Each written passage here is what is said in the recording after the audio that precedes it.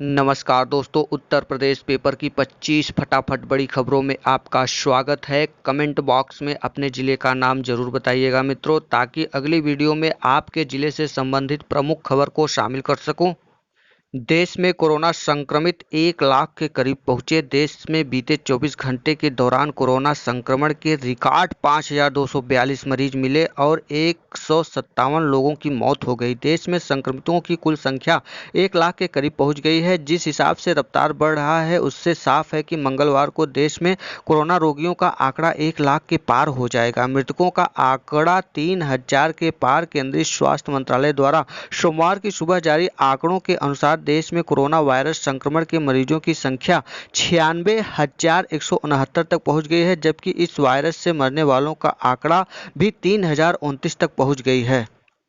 UP में संक्रमण के 172 केस और बढ़े। प्रदेश में सोमवार को कोरोना संक्रमण के 172 नए मरीज पाए गए हैं। राहत की बात यह है कि सोमवार को 147 मरीज ठीक होकर घर वापस जा चुके हैं। अब एक्टिव केस 1,704 की तुलना में अब तक डिस्चार्ज हुए मरीजों की संख्या 2,783 तक पहुंच गई है। सोमवार को पूरे प्रदेश में 6 मौतें हुई हैं, जिसमें संत कबीरनगर में सबसे ज़्यादा 3, वाराणसी में 2 और कुशीनगर में 1 मौतें हुई हैं। प्रदेश में मौतों का कुल आंकड़ा 118 तक पहुंच गया है। 172 नए संक्रमित मरीजों में सबसे ज़्यादा बलरामपुर के 15 हैं, जब अब तक 4,605 मरीज कोरोना वायरस पॉजिटिव पाए गए हैं। उत्तर प्रदेश में अयोध्या में सोमवार को कोरोना संक्रमण के 18 नए मरीज मिले। अयोध्या के डीएम अनुज झा ने इसकी पुष्टि की है। वहीं बहराइच में सीएमओ ने 10 नए केस मिलने की बात बताई है। रायबरेली में 5 नए केस सामने आए हैं, इसकी भी सीएमओ ने जानकारी दी है। कोरोना वायरस की वजह से अब तक 118 मौतें हो चुकी हैं। अब तक हुए 118 मौतों में सबसे ज़्यादा आगरा में 27 मौतें हुई हैं। इसके बाद मेरठ में 19 मौतें हुई हैं। मुरादाबाद में 11 मौतें हुई हैं। कानपुर नगर अलीगढ़ में 8 मौतें हुई हैं। नोएडा में 5, झांसी, मथुरा, फिरोजाबाद व संत कबीर नगर में 4 मौतें हुई हैं। वाराणसी में 3, गाजियाबाद, मैनपुरी में 2 मौतें हुई हैं।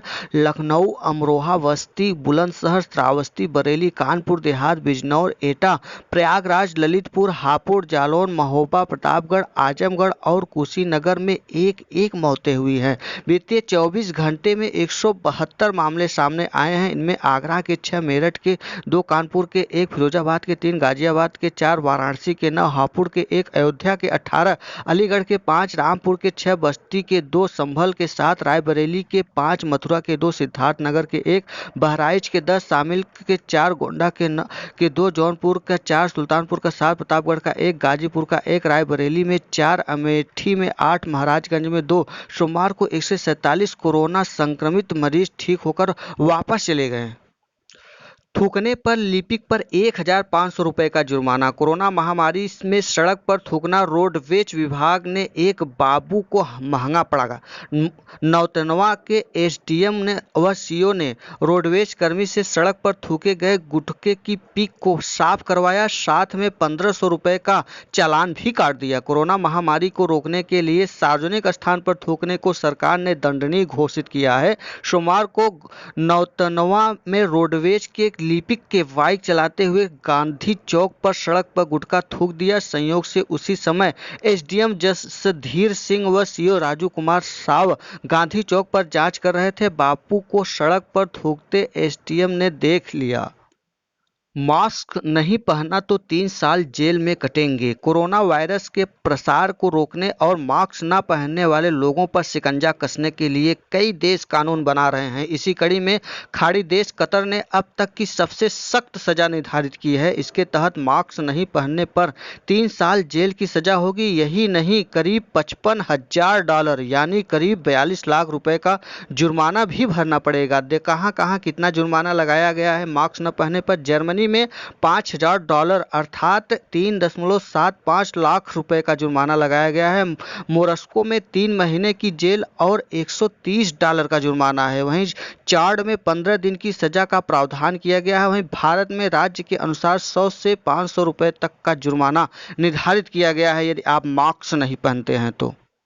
भारतीय मौसम विभाग के अनुसार चक्रवाती तूफान उम्पात ने सोमवार शाम को विकराल रूप ले लिया है। बंगाल की खाड़ी में जो पकड़ रहे इस सुपर साइक्लोन में ओडिशा और बंगाल के तटीय क्षेत्र के लिए बड़े खतरे की आशंका बनी हुई है। मछुआरों से 21 मई तक समुद्र में नहीं जाने को कहा गया है। 185 से 200 किलोमीटर प्रति घंटे की रफ्तार से हवा चलेगी। मौसम वैज्ञानिकों ने कहा है कि 155 से 165 किलोमीटर प्रति घंटा की रफ्तार से हवाएं चलेंगी, जो 200 किलोमीटर तक की रफ्तार पकड़ सकती हैं। इसी कारण बिजली के खंभे मुड़ व उखड़ सकते हैं। फसल को भी नुकसान हो सकता है इस चक्रवाती तूफान की वजह से। उत्तर प्रदेश में आज आंधी बारिश के आसार। मौसम विभाग ने मंगलवार 19 मई को लखनऊ समेत प्रदेश के कुछ हिस्सों में आंधी और बारिश के आसार जताए हैं। मौसम निदेशक जेपी गुप्त के अनुसार इस मौसमी बदलाव का पश्चिमी बंगाल उड़ीसा में आने वाले तूफान से कोई लेना देना नहीं है। प्रयागराज में 5 और संक्रमित मिले। कौशाम्बी में एक दिन के भीतर 19 नए पॉजिटिव मिले। जिले में सोमवार को कोरोना संक्रमित 5 नए मामले सामने आए हैं। सगे भाई समेत 4 लोग झूंसी के असेरुआ खुर्द के बताए गए हैं। वहीं एक युवक प्रतापगढ़ के उदयपुर इलाके का है। फेसबुक के शुरू किया मैसेंजर रूम। फेसबुक ने ग्रुप वीडियो कॉल के लिए अपनी नई सुविधा मैसेंजर रूम शुरू कर दी है। इससे मोबाइल और डेस्कटॉप दोनों पर इस्तेमाल किया जा सकेगा। इससे 50 लोग एक साथ वीडियो कॉन्फ्रेंसिंग से जुड़ सकते हैं। 20 लाख श्रमिकों को मिलेंगे फिर 1000। प्रदेश सरकार ने भवन निर्माण से जुड़े 20,35,000 तिहाड़ी श्रमिकों के खाते में 1000 रुपये की दूसरी किस्त देने के आदेश सोमवार को जारी कर दिए हैं। रोजाना अलग अलग क्षेत्र के बाजार खोले जा सकेंगे। लॉकडाउन 4 केंद्र के दिशा निर्देश के तहत प्रदेश सरकार ने गाइडलाइन जारी की। 31 मई तक लागू है लॉकडाउन का चौथा दौर। एंटरटेनमेंट जोन नए सिरे से तय होंगे। शादी में सिर्फ 20 लोग शामिल हो सकते हैं।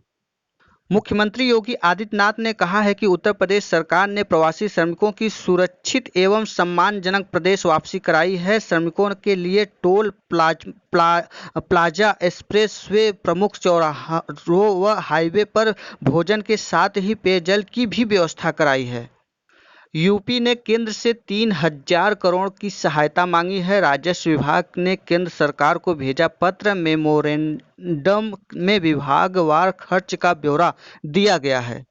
बसपा सुप्रीमो मायावती ने औरैया दुर्घटना में मरे लोगों के शवों व घायलों को एक ही ट्रक में एक साथ भेजने को अनुचित ठहराया है। उन्होंने कहा है कि इससे साबित होता है कि मुख्यमंत्री के निर्देश को गंभीरता से नहीं लिया जा रहा है। वहीं समाजवादी पार्टी के राष्ट्रीय अध्यक्ष अखिलेश यादव ने कहा है कि औरैया सड़क हादसे में झारखंड के मृत श्रमिकों और घायलों को एक साथ खुले ट्रक पर भेजना अमानवीय है। इतना ही नहीं, एक मृतक का पिता खेत मजदूर है और उसे अपने बेटे का शव लेने के लिए 19,000 रुपये खर्च कर आने को मजबूर हुआ।